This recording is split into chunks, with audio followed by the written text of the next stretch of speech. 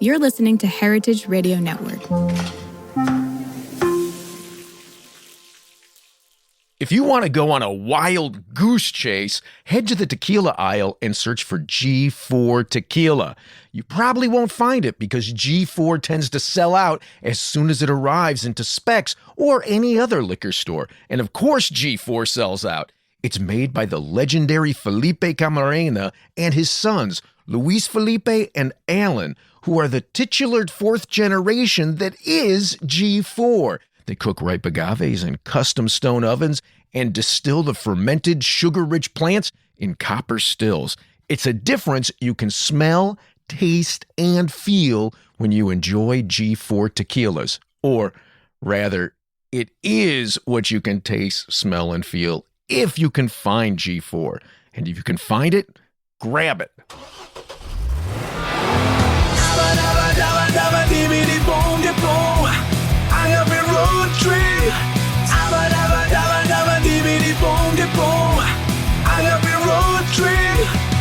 I am Lou Bank. And I'm Linda Sullivan. And this is Agave Road Trip, the critically acclaimed award-winning podcast that helps drink ex-bartenders, bitters, and agave spirits. And rural Mexico. Whee. So, Linda, I've spoken a lot about the 400 decisions that mescalerics make. It's true. I think of it as a Louism. Yeah. And then I'm usually not applying that to tequila. Par for the course with Lou Bank. Yeah. Thank you. I'm being very Lou Bank. You are being 110% Lou Bank. And in a previous episode, like a really early episode, Chava had talked about how he loved that tequila was restricted to just the Blue Weber agave because he felt like having that single agave variety processed in different ways made it more interesting to see how specific techniques would impact flavor and aroma. Mm-hmm. Sure. And we talk about that in tastings a lot, trying to compare a couple different Tobala or a couple different Tepestate. Right, but that's specifically cool. In tequila. Specifically in tequila, he was saying. Yeah, and I was just so dismissive of it. Oh, well, that also, that's very, we're very just there. We're golfing par, or however you say that. Sports. But lately, and as you point out, it's 8, now 14 in the morning. So we're going to taste through some of these things that were discoveries. I know you I love it. Some of my weirdest experiences happen in this car studio. Lately, I've had some incredibly interesting tequila experiences that I feel like are again part of this movement of hearkening back to the way things were, that I think present this idea of 400 decisions in a way that's palatable to me. Right, like with tequila. one static variable, the Blue Weber. Yeah. Right, and then potentially, okay, this might go off a little bit, but when one of your senses is removed, there's like a lot of, I've read this many times, I think this is true. My common sense has, that's gone. What do you mean? None. Just kidding.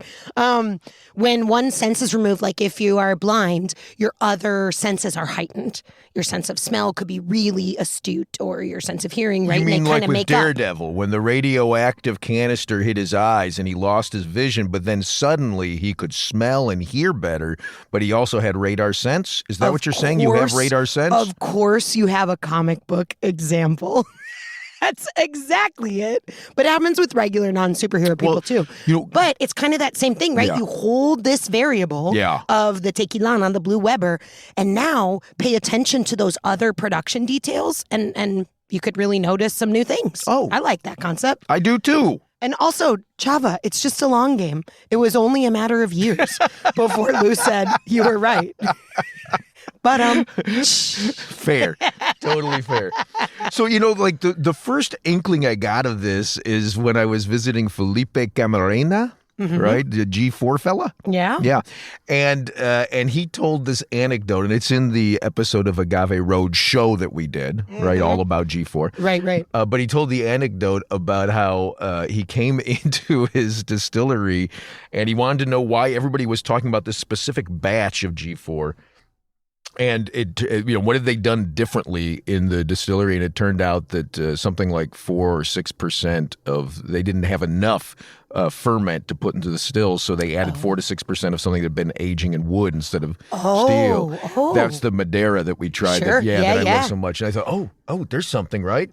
Interesting. Oh, that story's cool, like in so many ways. Yeah. Because it's such a small percentage, but clearly the community noticed, right? It became a fave. Yeah. But also it was like utilitarian. It was like him solving a problem. Yeah. And then the result being something really fireworky. Yeah. How exciting. Yeah. Okay. So like that sparked it for me. And then I got, we get publicity folks reaching out asking us to have their clients, who usually have tequila brands or mezcal brands, have them on this incredibly popular podcast. Hugely. Yeah. And, and I've got time for anybody. I will always have a conversation. And usually my expectations when it's tequila are like, okay, I know the story, but okay, let's do this. Mm-hmm.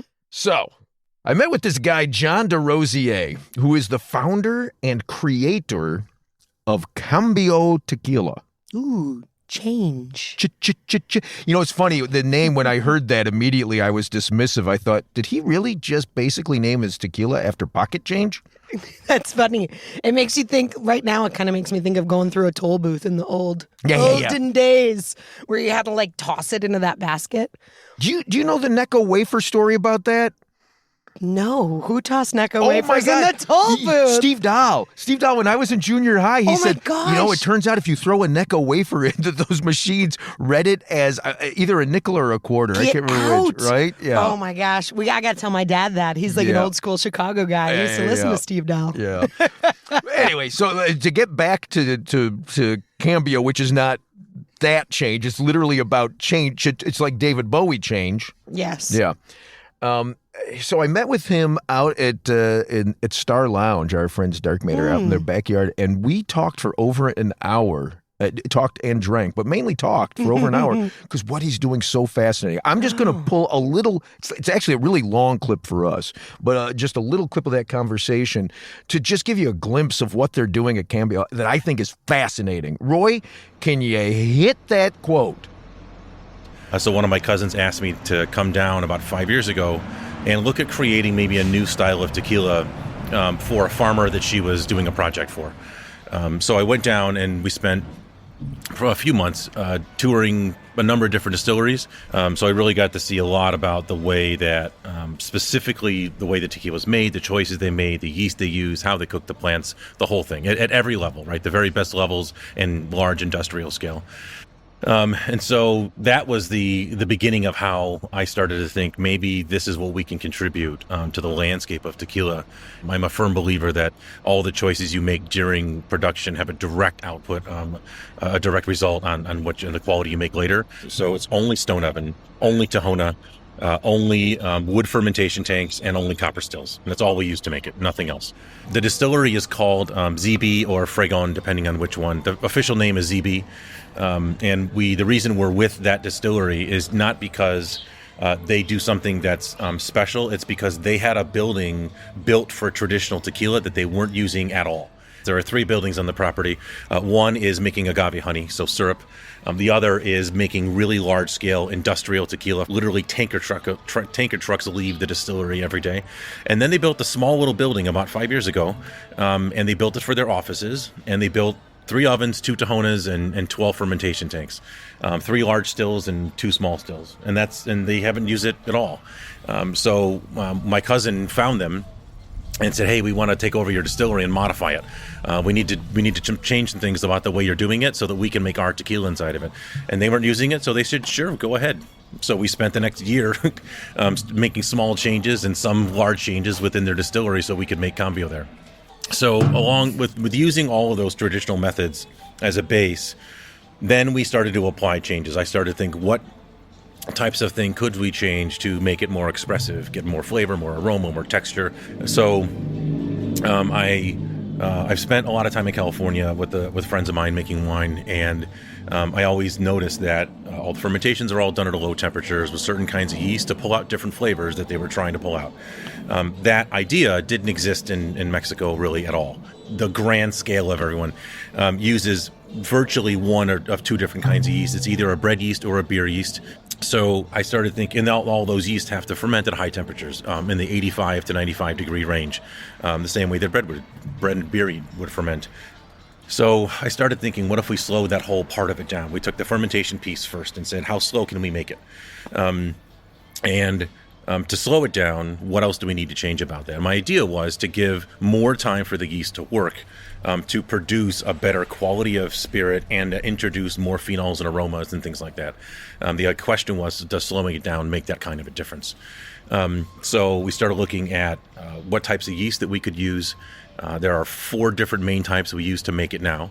They produce completely different aromas and flavors, even though it's the same agave at the same ovens and the same fermentation tanks, completely different flavors. We wanted to do everything in wood, but we had to build temperature-controlled tanks. We took stainless steel tanks that have jackets on the outside, so they're meant for cooling. We had the builders who construct the wooden tanks in Mexico from Michoacan come over to the distillery, and we built 6 fermentation tanks inside of the stainless steel tanks. So they're basically reverse stainless steel tanks. So we built 3 of them out of Mexican pine, which is the most traditional wood used for doing it. So we bought a whole bunch of staves that were 25 feet long from Tennessee, and we built 3 tanks out of white oak. And each of them produces a different flavor set. And then we built coils on the inside to cool it from the inside and from the outside. So we can precisely control exactly the way that it ferments, and we can do everything from 14 to 15 degrees Celsius all the way up to 25 degrees Celsius. Our fermentation takes 15 days. Normally it's 5. So ours takes 15 days. 12 days are primary, and then we leave it for 3 days for malolactic at the end. It goes through a full natural malolactic at the end, which is actually really, really neat. It wasn't our idea. It's a really old technique in making tequila that everyone used to do, that very few people do anymore. All the old men at the distillery were watching us do it, and they came over and they said, I remember when my father and my grandfather used to make it this way in small wooden tanks, like for our family mezcal we would make for ourselves. And they said, we haven't seen anyone do it in a distillery in a long time. You get this little whiff of a tiny bit of funkiness, and it gives you a little bit of extra texture. It just adds a little layer of complexity and some texture change. Adios, all Gringex bartenders. I'm leaving the studio to go find John and hang out. To go to the John? No. You don't have to leave the studio, Linda, because You brought John's juice right here. If I put John in a bottle, okay, so here's one Johnny bottle, and then where's the other one? Wow. Okay, there's the other one. There are so many cool. Oh, this is an unusual top. Right. There are so many cool things that he said in that quote, and I completely understand why you sat and hung out with him for over an hour. Oh my God, Linda! Truthfully, like we're gonna do other episodes pulling other quotes out of him because I'm fascinated by what he's doing. Me too. Yeah, I think you're gonna dig him. He's also a chef, but like, it's evident that like flavor is important to him, and he knows a thing or 12 about it. Yeah. Like I get so much from his quote that you pulled there, so much like inventiveness, curiosity, like, and then clearly he is an executor, or he and his team, right? Because he's taking these ideas and making them happen. Are you kidding me? Building like a sleeve of wooden ferment inside the temperature control one.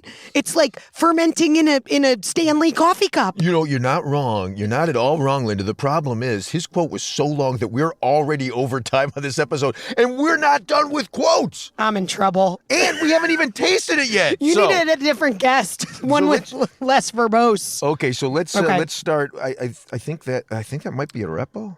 This one. No heads, no tails. No, it's Blanco. No, Blanco. We got 2 Blancos. They gave me 2 Blancos. So, let's knock that puppy open. That's plenty for you, young lady. Oh, wait, you're going to... I already got cut off, and I haven't even started, y'all. Number 4, El Corazon. Okay, this one's 50%. 50%. No heads, no tails. So, obviously, then he's making cuts, but then using only the heart. Right? For this particular one, with this one. Oh, salute. Salud. Oh, I take this so much. Oh my gosh, I would not guess that it's tequila by the aroma. It has a very fruity smell to me. Ooh. Okay, now by flavor, I do know it's tequila. Oh yeah, for sure. It definitely has that veg, caramelized piña type of I would note. just say tequila sense, but yeah. Tequila sense. That's very descriptive. That's like using the word to define the word, which is always extremely clear. Yeah. Wow. It has a great, one of those characteristic finishing notes on tequila tends to be, or in my experience, is that like peppery, and it's textural and it's flavoral, right? Flavoral. We're inventing words. Yep. Here we are. And I get that on the finish, but there's a little bit more of a roller coaster of flavor that I'm with you. I'm not a hater, but I do like the 400 decisions and the different methods and more than I tend to like the industrialized product, right? Yeah. And this is one of the reasons, because I want that complexity and that movement in the sip, and I feel a lot of time that the more traditional methods is what produces that. This is delicious, right? Yeah, it's really cool. He's a cool dude. I think it's only in Chicago right now. I think that's what or only Illinois, I guess. Is he a Chicago guy? Yeah, he's a Chicago guy. His wife is a Mexico guy.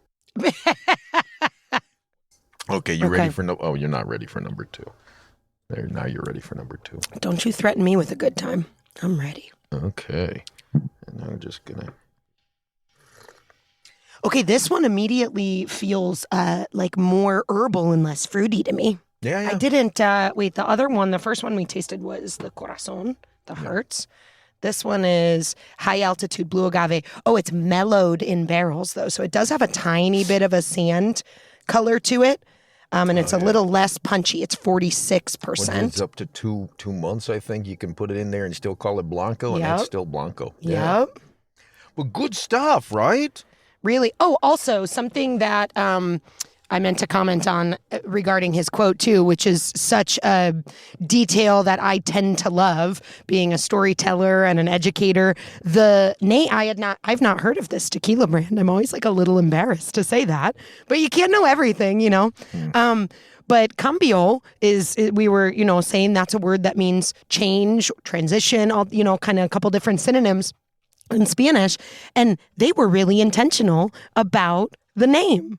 That they decided, here's a thing, here's a building, right? Built, not used. Let's make a few changes. Here's a, method that a lot of folks use. Let's use that, but make a few changes. I really like that. And I honestly think that the narrative of the name shows in the tequila.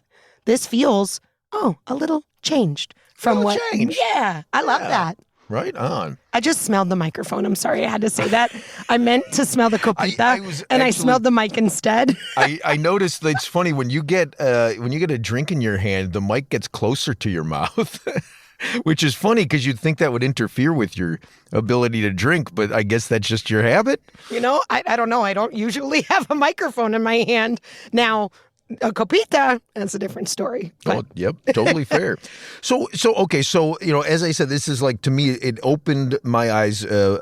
Felipe did about those 400 decisions, and then I had this conversation, and then you and I, Linda, I want you to think back. Think back. Can we do the wavy sounds rolling? The memory I want you to think back to a time long ago in September. Are you going to quote ourselves? No, I'm not quoting ourselves. You and I were in Jalisco together. Ooh, I remember that. And we visited a gentleman named Rodrigo Mestes. Yay! Do you remember Rodrigo? I sure do. Okay, so Rodrigo is the founder of Tequila Torrente. Nice, pretty nice, Lou. Thank you. I'll take it. So I want to talk about what he's doing and the decisions he's making that are affecting his tequila. Roy, can you run that quote from him? They told me, "You're crazy.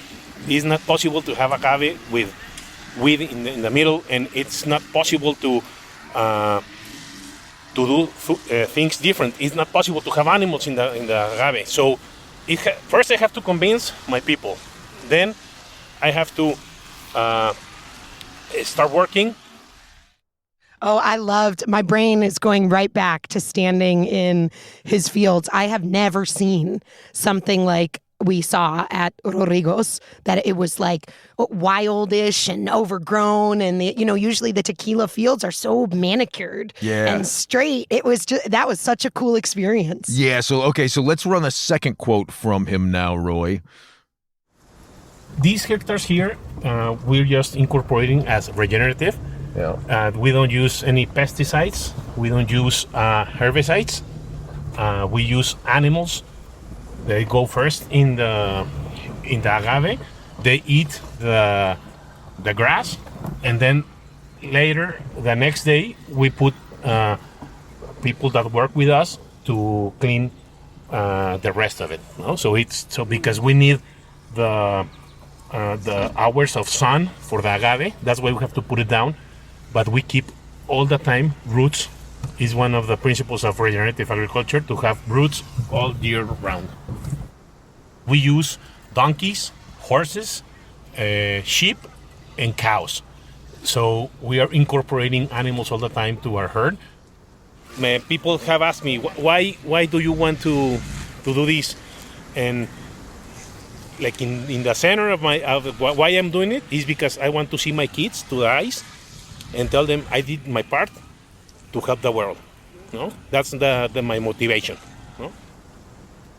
Yeah. These were great quotes to pull. The first thing that's coming to my mind in this weed concept. Did you want to go back to the weed? I did. It's just weed. He's not growing marijuana. I know. Weed. With an S. Yeah, there you go. Anyway, that's all right. He did a great job teaching us while we were there. But the difference in what John is talking about and what Rodrigo is talking about, they both are approaching it with that almost like a mad scientist approach, right?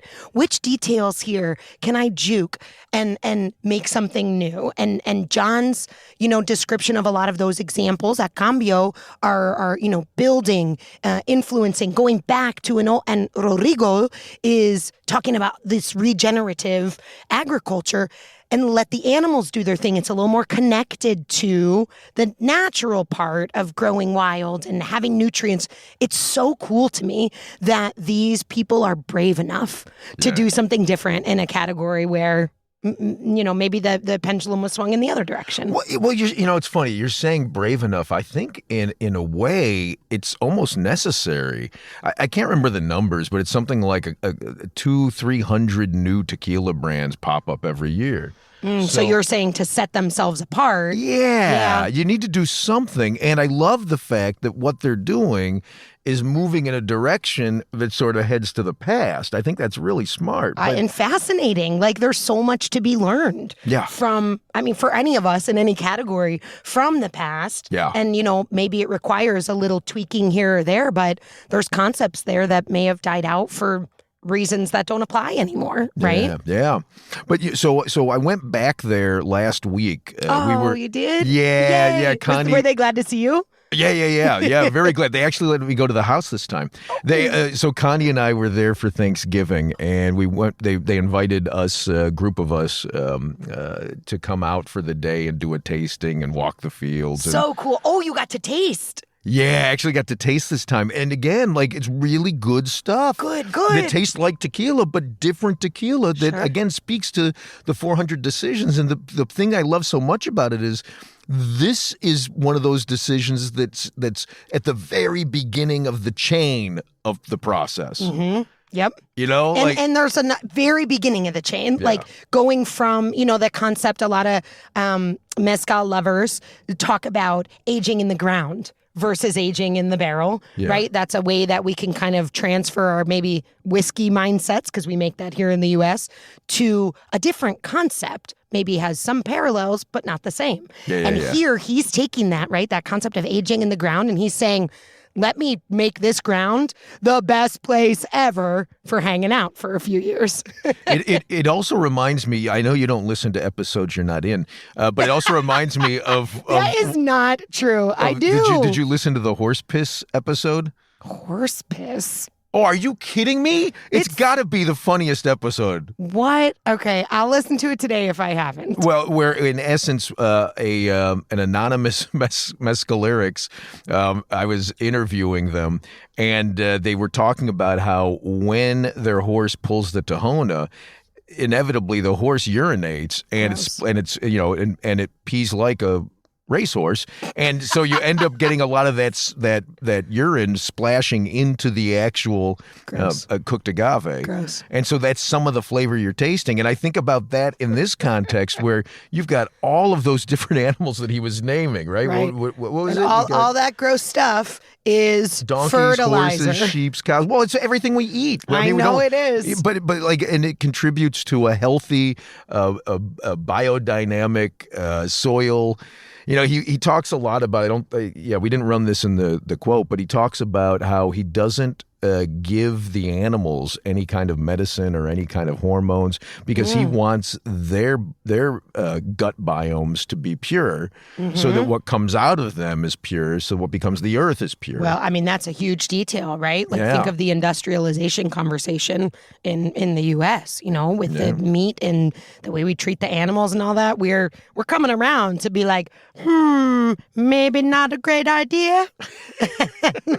And so Rodrigo, see, this is the thing, like, I feel like making the decision that might be a little bit against the grain right now for people like John and Rodrigo, it feels brave to me to be a leader, right? Yeah. To be like, well, I don't know a lot of people that are doing this, but I'm going to try it, right? Because there's inherent risk there.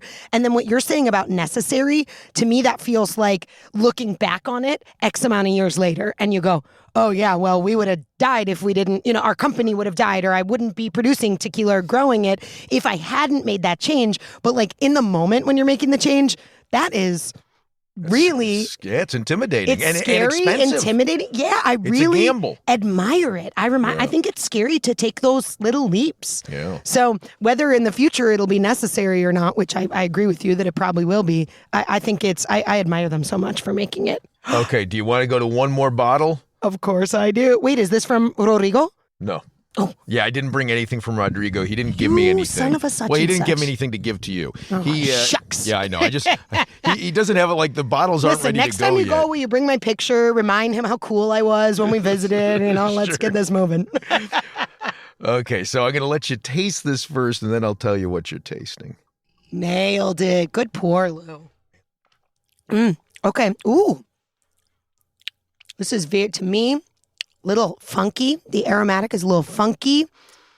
It has a nice punch right away, kind of a Szechuan peppercorn thing, like light and floral, but zippy. Oh, and there's some fruit. Second sip, some fruit definitely opens up in there and lingers, like a kind of tropical, funky, overripe.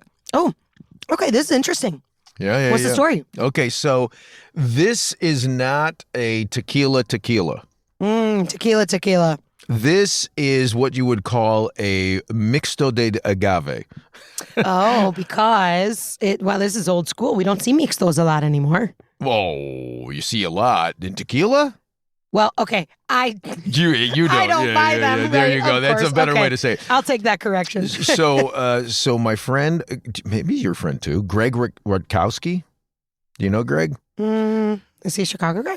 So he grew up out in the suburbs, and All right, 3 cheers for the burbs, Greg. woo! But his grandmother and his mother, I don't know why he kept referring to his Mexican grandmother, but his mom was Mexican too. You would think. Right? But he ended up moving down to Jalisco a few years ago, just outside of Puerto Vallarta, and he started this distillery called Finca 18 because it's 18 kilometers from Puerto Vallarta. What he's trying to do is, in essence, be a gateway to the raicilla producers so that people who visit Puerto Vallarta have an easier way to go and see, okay, this is how the spirits are made, this is what they taste like. And then from there, they're like, well, we got this far, let's just keep going. Oh, that's kind of neat. Yeah. Because you get Puerto Vallarta as a lot of gringos. Yeah. Gringses. Yeah, so I appreciate that. When I went to Puerto Vallarta, I've only been there once, but it didn't feel anything like the kind of trips that we take. It was very, resorty, a little touristy.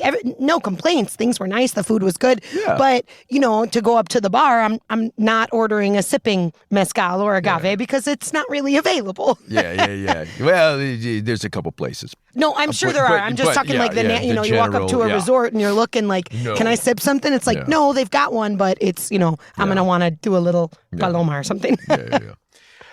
So what he's doing here is he's taking Blue Weber, he's cooking it underground, and then he's taking piloncillo, and it's very traditionally made piloncillo, where it would have been pressed, using one of those tejonas, and then cooked over an open fire and then set into the cones. Yeah. And he's doing an 80-20 blend, throwing the both the agave and the piloncillo into a mill together, fermenting together. Oh, okay. Yeah. So the piloncillo is part of the ferment. Yeah. Okay. Yeah, fermenting. He's fermenting in the open air wooden barrels, and then he's distilling in his wood-fired copper pot stills. Neat. And isn't it lovely?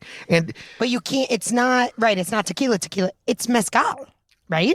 Well, no, it's not mezcal because it's not certified as mezcal. It's not certified as tequila. Right, of course. If you're going to say that about tequila, you got to say it about mezcal. No, I know you're right. It's agave spirit. There you go. But but a lot of the details hearken to the mezcal process that we're familiar with, right? Yeah. Or the original tequila process. Well, exactly. Yeah, bringing it back. I know they come from the same ancestry, as it were, right? Yeah. But I find it absolutely fascinating, here as I'm thinking about the 400 decisions that people make and how the decision to add cane sugar is a decision that's often frowned upon. And then I think about how this tastes and how he's approached it, every step of it, from an artisanal angle, and the result is something that's really beautiful. Yeah. And it's I feel like sometimes in our communities, that concept of mixto gets a negative impression, right? It has this kind of story where it's like a cheater method, right? The tequila's expensive. Maybe we'll just put 50% of it, in there, and then put something that's less expensive. That's sometimes the narrative, not always, right?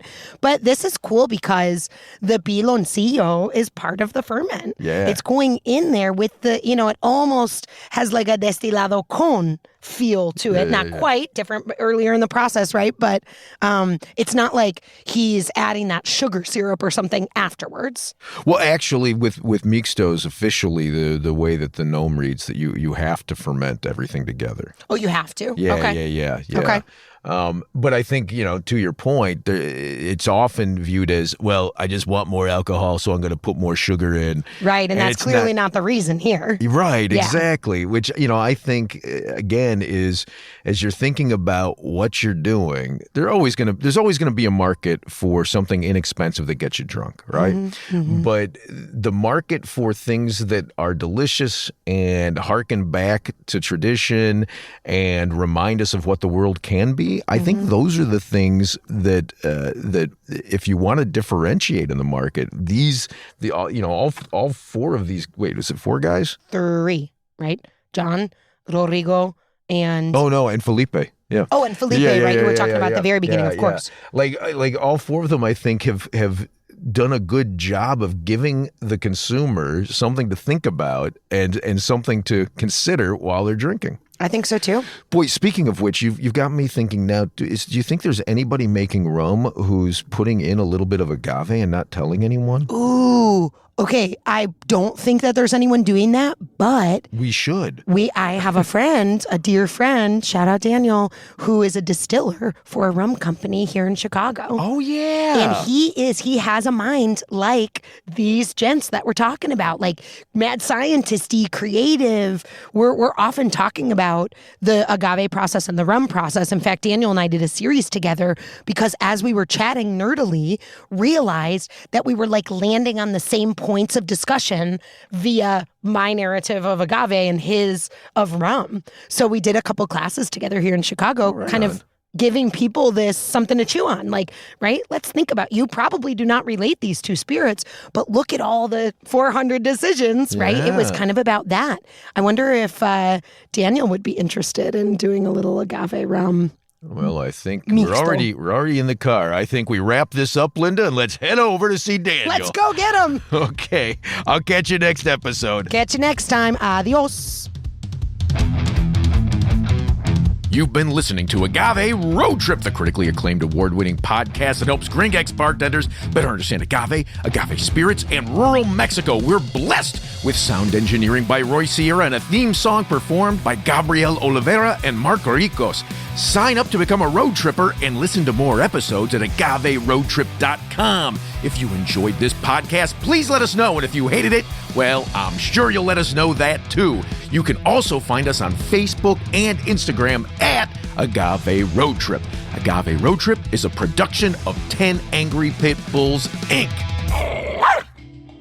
Agave Road Trip is powered by Simplecast. Thank you for listening to Heritage Radio Network. Heritage Radio Network is food radio supported by you. For our freshest content, subscribe to our newsletter. To subscribe to the Heritage Radio newsletter, enter your email at the bottom of our website, heritageradionetwork.org. Connect with Heritage Radio Network on Instagram and Twitter at heritage_radio. You can also find Heritage Radio Network at facebook.com/Heritage Radio Network. Heritage Radio Network is a nonprofit organization using the power of educational storytelling about food to build a more equitable, resilient food system. Heritage Radio Network couldn't do that without support from listeners like you. Become a part of the world's most innovative community today. Subscribe to the shows you like. Tell your friends. And please join the Heritage Radio Network family by becoming a member. To become a member of the Heritage Radio Network, click on the beating heart of our homepage. Heritage Radio Network can become addictive. Programming you hear on Heritage Radio Network might lead you to eat, drink, and listen to more programming on Heritage Radio Network. If you drink, please do not drink and drive. Drink responsibly. Drive responsibly. Eat responsibly too. And listen to Heritage Radio Network responsibly. To listen to Heritage Radio Network responsibly, wear protective earbuds. While wearing protective earbuds, do not drive. Do not walk either. Sit in a comfortable chair. If that comfortable chair has a hard seat, please remember to stretch every 30 minutes. If you stretch every 30 minutes, please stay within your defined stressing capacity. And consult a doctor who specializes in stretching. If you don't have a doctor, maybe Dr. Ryan Acock, the Cocktail MD, can help you out. Thanks for listening. Agave Road Trip